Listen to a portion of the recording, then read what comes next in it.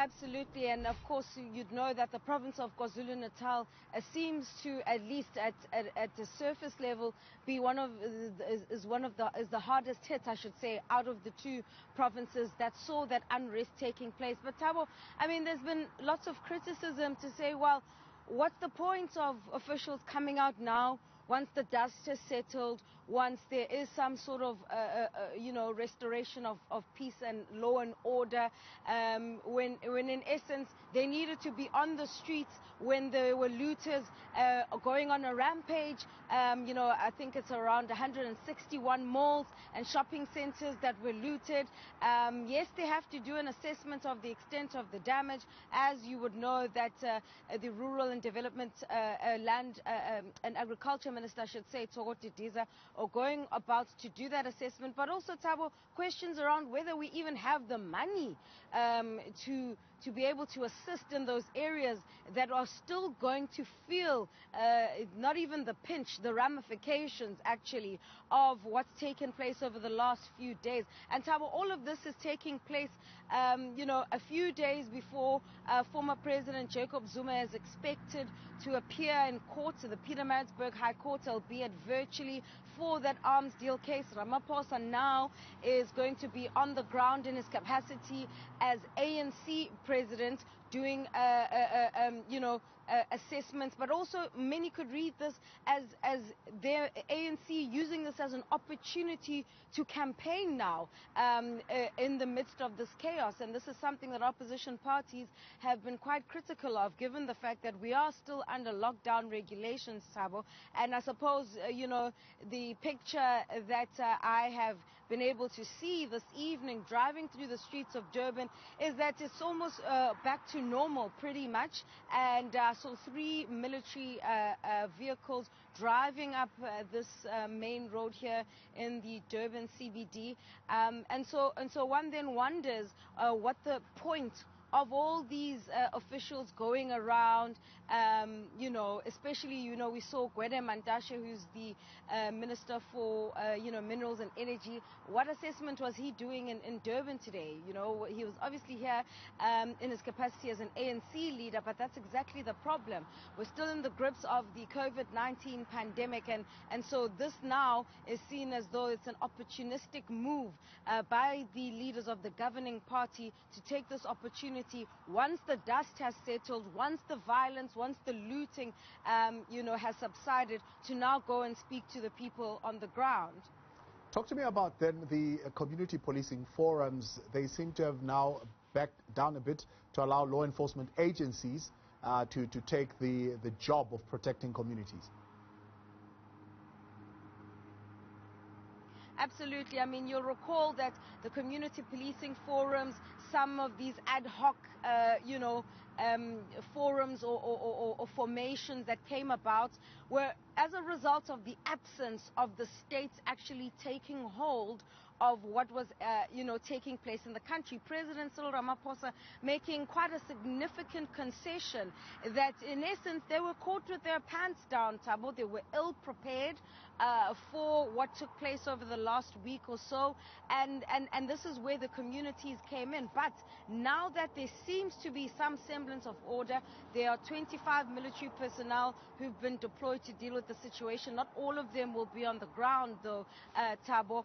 Now that there's more capacity that has been given to the SAPS, it seems as though they've now pulled back. Remember, Thabo, when you look at what's happened in Phoenix, for an example, what authorities are quite hesitant of, I think, is once you allow a community to take matters into their own hands, once law and order are restored, how sure are you that the community can go back to normal? Because part of the issue is that with some of these, ad hoc formations and these community policing forums, they actually do not, by law, even have the mandate to be scanning IDs and to be actually inspecting vehicles. And so I suppose, as I was mentioning earlier, that in the absence of the state being capacitated enough, ready enough, and able enough to actually do so, this is where communities had to step in. But, in Durban today, it seems as though it's back to being on lockdown level 4 with those restrictions that the updated restrictions that the president announced earlier on this week.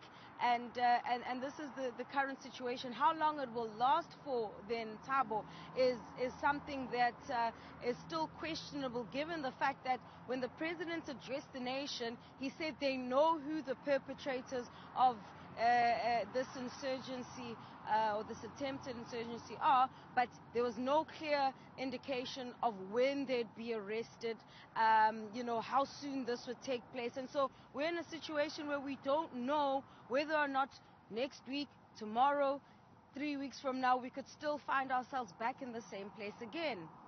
Now let's talk about the politics of this matter as well.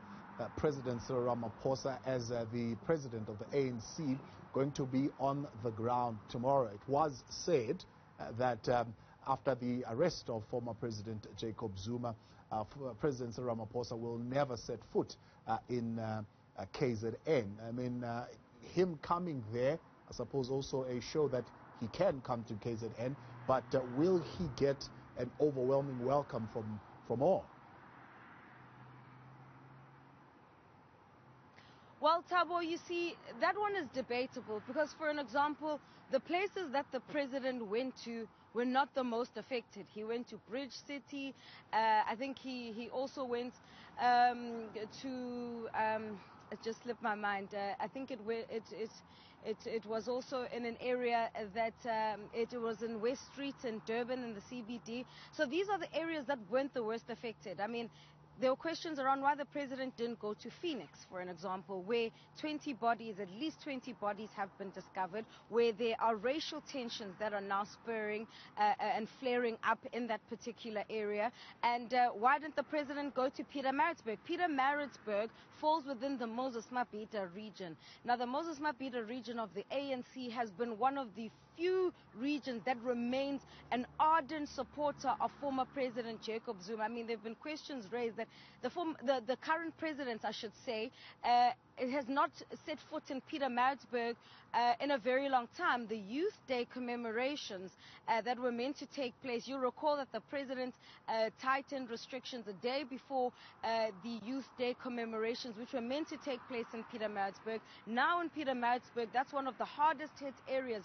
The shopping center there as well, many areas in Pietermaritzburg that were affected. It's also where the suspended Health Minister, Dr. Zweli Mkhize, comes from. So from a political perspective, yes, the president came to KwaZulu-Natal, but he came to KwaZulu-Natal heavily guarded by the military and the police, and went to areas that, like I said, weren't the worst affected. The leadership here in KwaZulu-Natal still has a lot of work cut out for them in terms of repairing and restoring, not only just at a material and infrastructure level, the damage that's been done by the looters, but the social cohesion aspect now, where you have these tensions flaring up between Indians and Africans here in this province, which is something that's been simmering for a long time, Thabo. That's also something that they're going to have to work on, given the context that we're speaking about earlier, of course, about communities taking matters into their own hands. And now, the authorities are faced with a situation where it almost got out of hand, and going back is a difficult situation. I mean, I've heard stories since arriving here that part of what has actually caused the tensions to actually flare up so much